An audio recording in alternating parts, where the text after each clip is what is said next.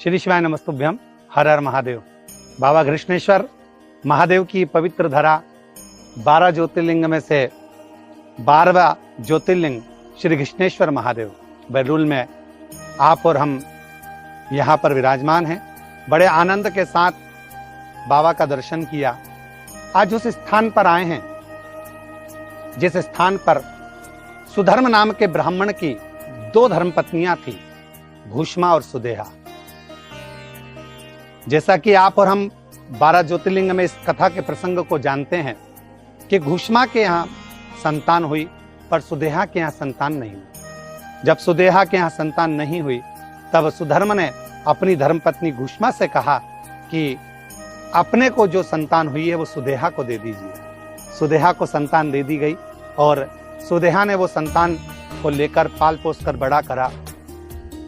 जब वो बच्चा पूर्ण बड़ा हो गया और उसका जब विवाह किया गया, घर में बहू आ गई। बहू आने के बाद में सुदेहा उसको कोई भी कार्य बोलती पर बहू नहीं करती, क्योंकि बहू को ये मालूम पड़ गया था कि मेरी जो असली सास है वो भूष्मा है, ये तो मेरी सुतेरी सास है। ये जानकर बहू ध्यान नहीं दे पाती थी। क्रोध में आ गई एक दिन सुदेहा, और सुदेहा ने विचार करा जब बेटा ही नहीं रहेगा तो बहू किस काम की। तो विचार कर कर जब पुत्र सो रहा था, उस पुत्र के टुकड़े कर कर उसने कपड़े में बांध कर एक इसी बावड़ी के अंतर्गत, जो घृष्णेश्वर महादेव की इस पवित्र बावड़ी का दर्शन हम कर रहे हैं, इसी कुंड के अंतर आकर उसने छोड़ दिया। जैसे ही भूष्मा का नियम था प्रत्येक सोमवार को भगवान शंकर का पार्थिव शिवलिंग का निर्माण करना, और पार्थिव लिंग का निर्माण कर कर अपने मस्तक पर धारण कर कर शिव नाम लेती हुई भगवान शंकर का उच्चारण करती करती श्री शिवाय नमस्तुभ्यम, ओम नमः शिवाय बोलती बोलती कुंड के पास आई। और इसी कुंड में जब उसने वो पार्थिव शिवलिंग को विसर्जन किया तो मन में भाव था, मेरा पुत्र बहुत दिनों से नहीं दिखा। उसको क्या मालूम था कि 1 हफ्ते पहले उसका पुत्र मारा गया है, पर उसके स्मरण में ये नहीं रहा। वो तो समझी कि मैंने सुदेहा को दिया है, सुदेहा के यहाँ मेरे बहू बच्चे सब अच्छे होंगे।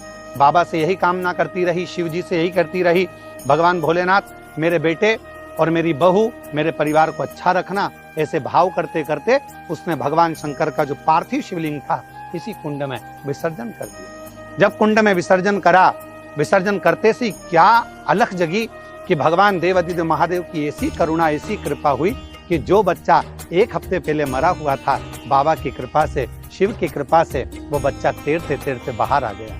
और माँ माँ माँ पुकारते पुकारते बाहर आया। माँ को गले से लगाया। माँ, समझ में नहीं आया, ऐसा लगा मुझे कि मेरे को कोई अपनी गोदी में झेला हुआ है, और लगा तो ऐसा था कि किसी ने मेरे प्राण हरे, पर मुझे लगा कि कोई ने मुझे अपनी गोद में झेल लिया और आज मैं वापिस पुनः तेरे पास आ गया। ये शिव की ही कृपा है।